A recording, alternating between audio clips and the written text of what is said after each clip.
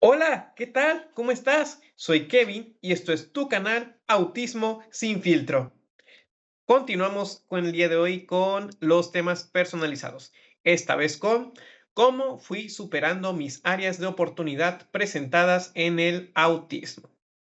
Es una historia interesante, pues hubo momentos oscuros y retos que no fueron exactamente fáciles de superar.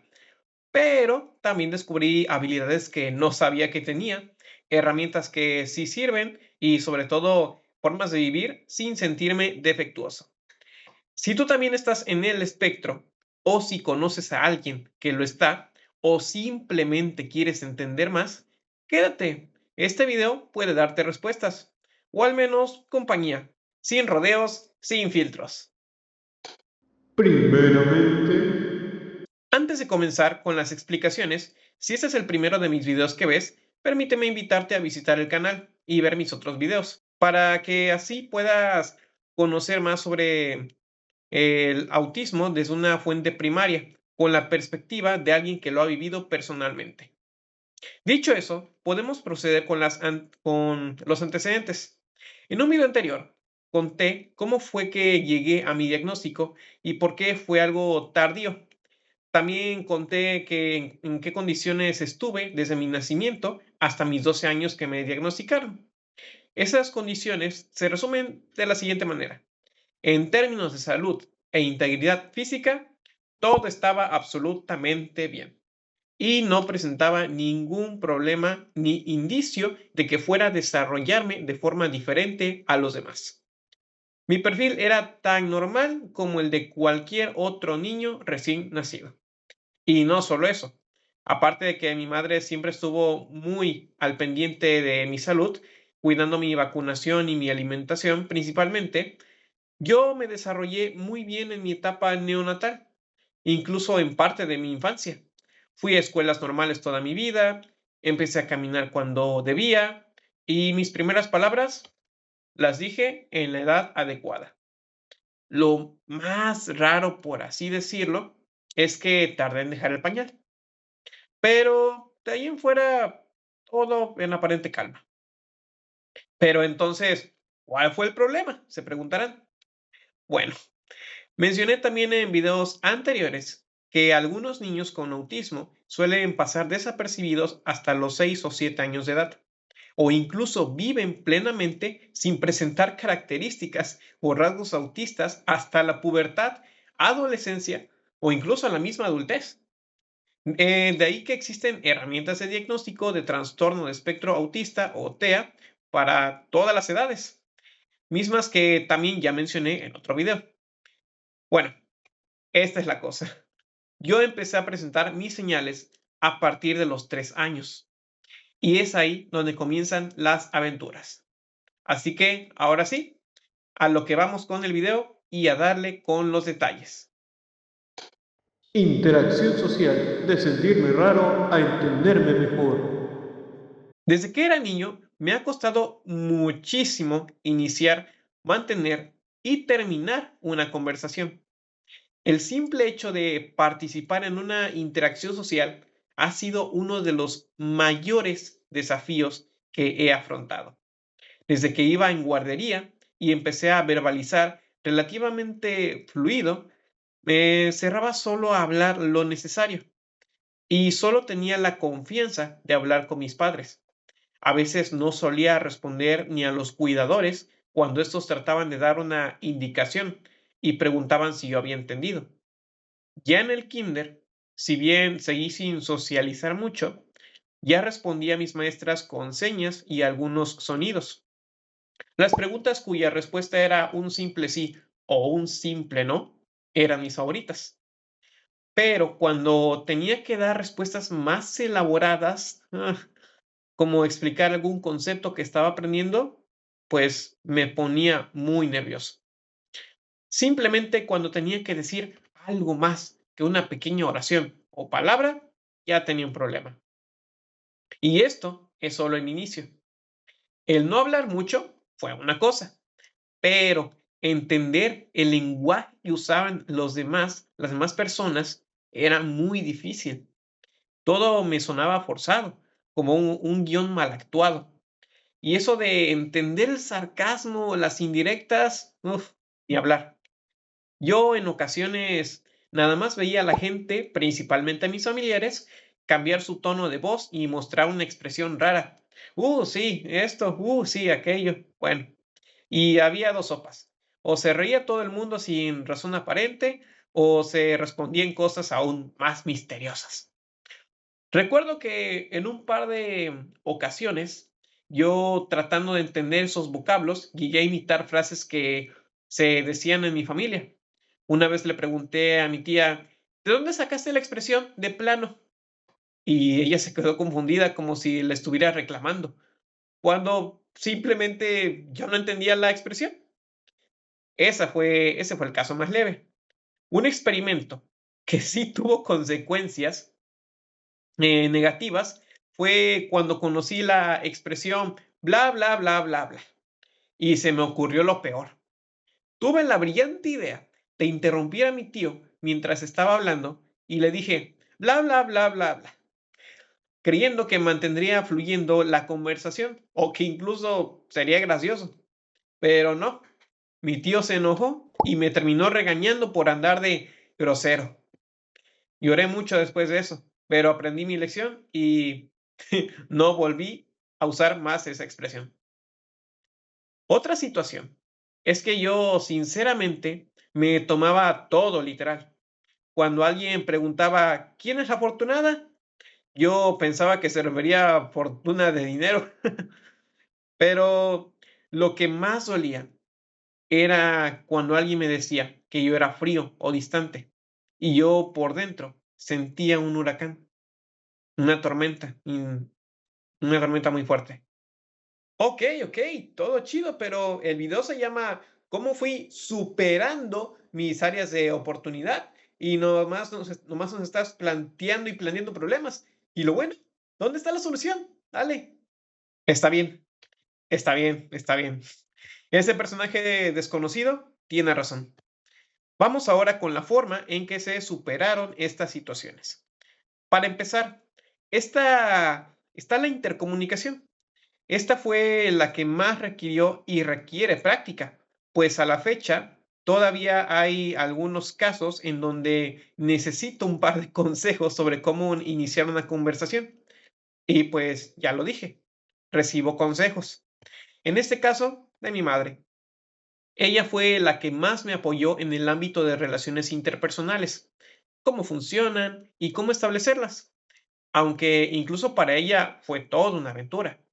Pues al principio no sabía cómo hacer que yo socializara más, por lo que a lo largo de los años fue experimentando con diferentes dinámicas, pero todas seguían un mismo patrón: exponerme a entornos sociales, donde yo practicaba desde simplemente cómo comportarme cuando recibiera indicaciones, hasta hablar a fuerza con otras personas, o peor aún, hablar frente a un montón de personas.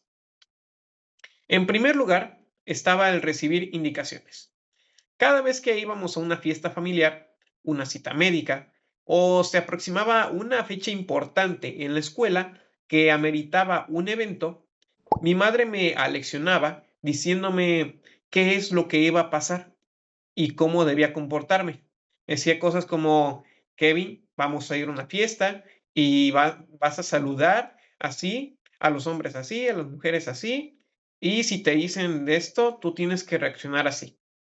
Algo así me decía, cómo debía dirigirme a los demás, cómo debía saludar y cómo debía responder a algunos comentarios. Ese fue solo el principio. Eso fue al principio. Más tarde, con la experiencia, después de ver las caras que hacía cuando alguien era sarcástico en futuros eventos, mi madre me explicaba lo que significaba y entonces yo entendía la referencia. Aunque sí, si era un chiste de adultos, entonces solo me decía que no hiciera caso, pues no tenía edad para entender el significado. Así empecé con las relaciones interpersonales básicas. Para la lectura de gestos, yo solo le señalaba a mi madre qué gesto me daba curiosidad y ella me lo explicaba. Así comencé a entender por qué las personas lloraban a veces o se reían sin parar. Aún no había desarrollado del todo la reciprocidad emocional, pero ya entendía lo más básico de las emociones. Para cuando llegué a la primaria, comenzaron a presentarse más referencias y otras expresiones. Como ya convivía con niños más grandes, estos ya tenían un vocabulario más avanzado.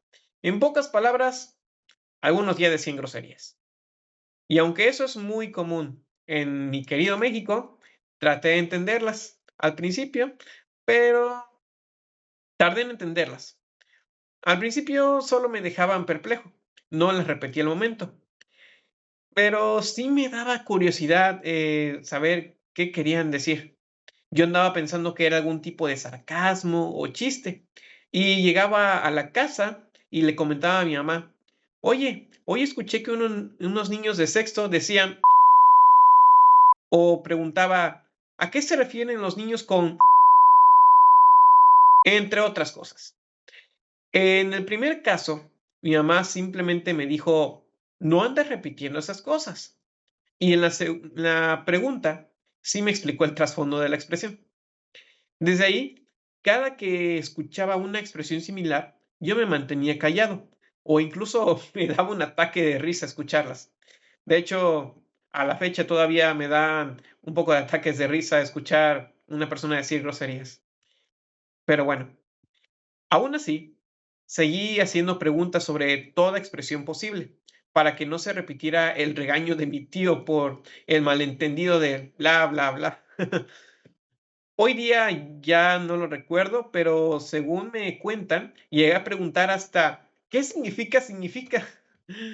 Eh, En fin, así fue entendiendo cosas como el llamado albur y doble sentido.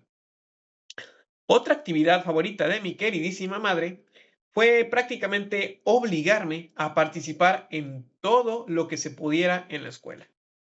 Lo primero que recuerdo es una ocasión en el kinder, cuando se hizo un baile, me tocaba participar y no tuve más opción que bailar en público. Esa fue mi primera participación frente a varias personas, pero era muy inocente como para reaccionar. Donde sí estuve más consciente fue en otra ocasión en que coincidió que era el Día de los Bomberos y las maestras estaban buscando voluntarios para simular un programa de televisión. Se armó con una caja de cartón el marco de una tele y en vez de tener pantalla, pues era una ventana hacia una silla donde estaría alguien dando un discurso sobre la festividad. Sí, como ya habrán adivinado, ese sería yo. Recuerdo que me pusieron a practicar un par de días antes y hasta me llegaron a caracterizar de bombero, pero al final, ah, la verdad es que sí me puse nervioso. Me trabé muy feo y por poco y no digo nada. Si no fuera porque mi madre estaba ahí para calmarme, habría quedado mal con el grupo.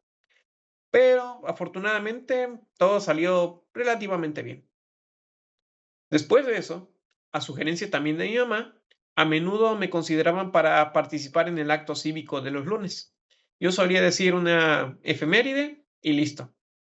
La ventaja es que, a diferencia del discurso de los bomberos, las efemérides no eran de memoria, sino leídas. Esto me daba un poco más de confianza, estando frente a todos. Así empecé a agarrar callo, como dicen. Únicamente me ponía nervioso cuando tenía que decir algo de memoria. Recuerdo que también me temblaban mucho las piernas, especialmente cuando en segundo de primaria me tocó decir una poesía de un hombre que despedía a su hijo al mandarlo a la guerra. En aquella ocasión no pudo intervenir mi mamá, pero como yo ya tenía práctica y en serio, había ensayado muchísimo esa poesía, pues a partir de ahí logré decir todo sin ninguna traba. Y así también continué con otras participaciones, principalmente en los actos cívicos. Pasé a decir efemérides, el juramento a la bandera, mi favorito, y hasta participé en la escolta como abanderado. Con esto cubrí la parte de empezar a hablar. Hoy en día todavía hay algunas cosas que se me escapan, porque especialmente aquí en mi querido México, siempre surgen nuevas expresiones, pero siempre he contado con quienes estuvieron dispuestos a explicarme las cosas. Así que así pude seguir en la corriente a mis compañeros de clase sin repetir expresiones obscenas. Aprendí algo muy valioso, a no fingir ser alguien que no soy. Y así es como empecé a superar la primera barrera de la interacción social, hablando sin parar. Claro que este proceso de aprendizaje, en este proceso no todo fueron finales felices, porque otra de mis áreas de oportunidad fue tener dificultades para hacer o mantener amistades reales. En un principio, cuando iba al kinder, no fue fácil hacer amigos porque me mudé de municipio por cuestiones de salud. Pero una vez establecido en el pueblo donde vivo hoy en día, es donde forjé mi primer grupo de amistades. Una de ellas era mi vecina, y con ella llegué a interactuar y congeniar bastante bien. Platicábamos todos los días y jugábamos, visitándonos mutuamente para pasarla bien. Hasta tragamos tierra juntos. Una época bonita donde me desenvolví bien socialmente. El problema es que me acostumbré a que solo convivíamos nosotros dos sin tanta gente alrededor. Incluso en el kinder no hubo tanto problema porque ahí todos éramos amigos. Pero llegando a la primaria, donde había mucha gente desconocida, yo me puse nervioso. Para empezar, ella era un año mayor que yo, por lo que llegó antes. Y una vez que yo la alcancé, recuerdo que estaba ahí en el recreo, la vi platicando con otras 2 personas, y yo, como tenía pánico escénico, ya no me le acerqué. Además, tiempo después me mudé de casa, por lo que empezamos a separarnos de grupo hasta que finalmente dejé que se desvaneciera esa amistad. Eso sinceramente dolió bastante. Por eso, a partir de esa experiencia, procuré ser más abierto a convivir con grupos grandes de personas y casi en contra de mi voluntad, me atreví a tener conversaciones con personas cercanas en lugares públicos, llenos de desconocidos. Con ese pequeño entrenamiento y con ayuda de los consejos de mi madre sobre cómo comportarme en frente de otras personas, o sea, en público, pude establecer mis primeras amistades. Una de ellas fue con ayuda, pues nuestras mamás eran amigas, y otras se forjaron a base de intereses comunes, como dibujar robots. Recuerdo que una vez yo estaba exponiendo mis dibujos, bueno, presumiendo mis dibujos en clase, y un chico me tocó por detrás el hombro y me dijo, oye, fíjate que yo también tengo mi propio diseño. Vamos a, vamos a dibujar juntos. Y ahí, en base a esa actividad, se forjó nuestra amistad.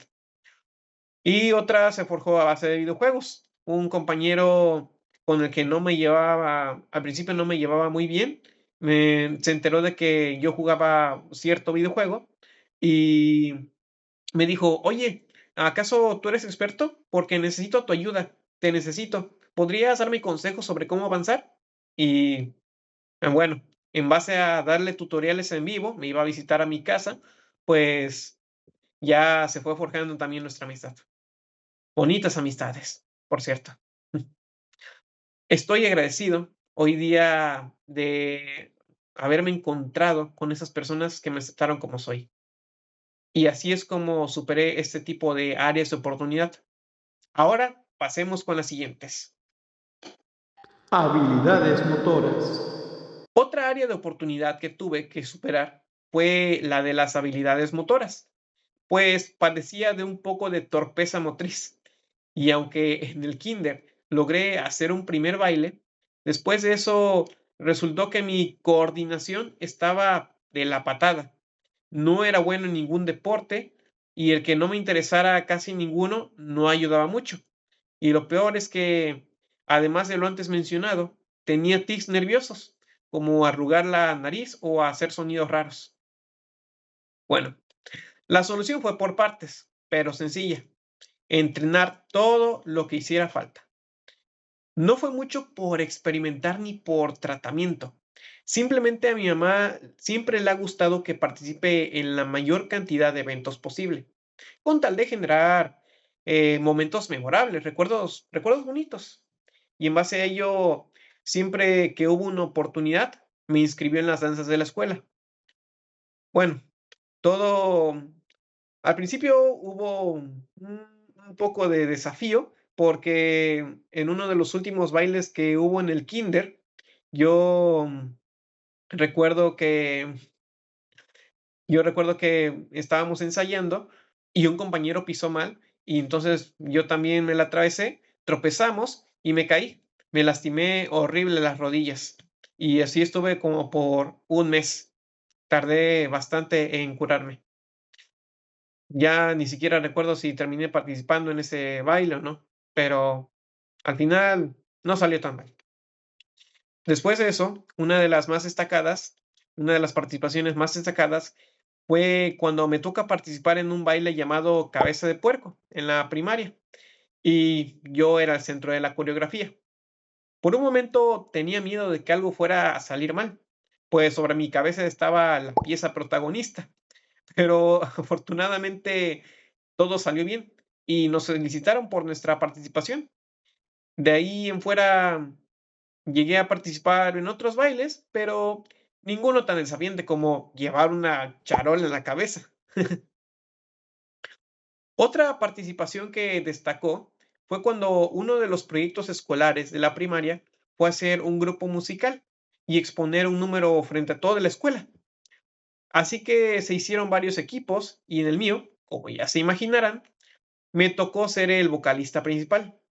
Recuerdo que cantamos 2 canciones, entre ellas La Mayonesa, y aunque me dio algo de pena cantar durante los ensayos, reuní todo el valor para el gran día, y la exposición fue todo un éxito. Y eso fue con respecto a las participaciones escolares. La segunda parte de superar esta área de oportunidad fue la motricidad manual, pues desde siempre mi escritura ha tenido una mala calidad. Mi mayor problema, especialmente en la primaria, fue que tendía a remarcar. Era como un tic nervioso. Cuando no me gustaban las proporciones de la letra que plasmaba sobre la hoja, le rayaba un poco de más para que llenara todo el cuadro. O lo hacía para que una línea chueca se viera rectilínea, como es el meme del examen, cuando unes los puntos en una gráfica, un plano cartesiano, más o menos algo así me pasaba. O o simplemente porque me salía muy pequeña, y necesitaba que la letra, y necesitaba que fuese mayúscula, y no le daba el tamaño. Entonces, mi maestra le hizo esa observación a mi madre. La solución, ponerme a hacer planas. Aparte de las que ya había hecho en el kinder para aprender a escribir, ahora las hacía para aprender a escribir fluido, sin estresarme ni remarcar. Lo cierto es que me tomó años corregir ese detalle, pero después de mucha práctica, esfuerzo y motivación, finalmente empecé a tener una letra decente. Ahora bien, respecto a los tics nerviosos, lo cierto es que hasta la fecha aún los tengo. Es parte del síndrome de Tourette, que es otro trastorno que a veces acompaña el autismo, y explicaré en un futuro video. Retomando el punto, siempre he tenido estos tics, pero siempre han seguido un mismo patrón. No son permanentes. Todos han sido pasajeros. Me llega un tic, se me queda por un tiempo y luego se va, e inmediatamente me llega otro. Han sido varios diferentes a lo largo de mi vida.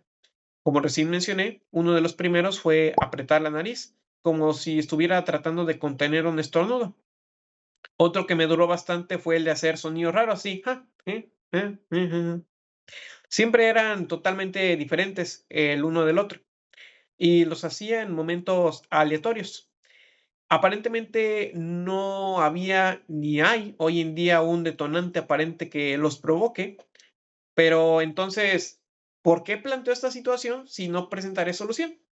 Bueno, la verdad es que sí se ha presentado una diferencia a lo largo de mi vida. Y no solo hablo de la naturaleza del tic, sino de la frecuencia con que los hacía y la forma en que los dejaba atrás.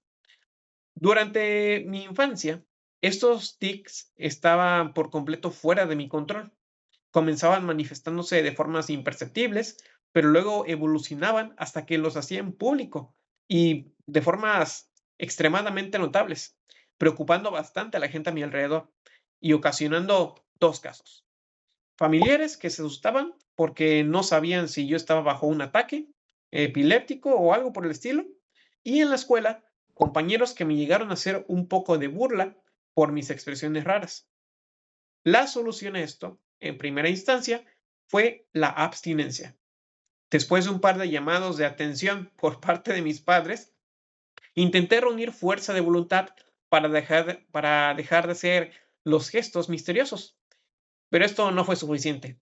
Al final me terminaba hartando de no seguir este pequeño instinto y nada más de coraje terminaba haciendo los tics voluntariamente, pero con aún más fuerza. Aunque, curiosamente, esto servía para que en una semana o dos se me quitara el tic. Y después de eso tenía paz por un par de meses. Al final siempre llegaba otro. Pero con el nuevo modo superandi que descubrí por accidente, logré controlarme un poco y ya no hacía tantos movimientos raros en público. El último que recuerdo que llamó la atención de mi familia y fue entre segundo y tercero de primaria, cuando cerraba con fuerza los ojos, así, apretando los párpados. Pero resultó que eso no fue solo por el síndrome de Tourette, sino también porque esa fue la forma en que mi sistema trataba de decir que ya se estaba manifestando en mí la miopía y el astigmatismo, que es de familia, y por ende necesitaba un examen de la vista. En cuanto empecé a usar lentes, se me quitó el tic. En general, eso fue lo básico que hice para mejorar mi coordinación y mis habilidades motrices. Antes de irme, déjame decir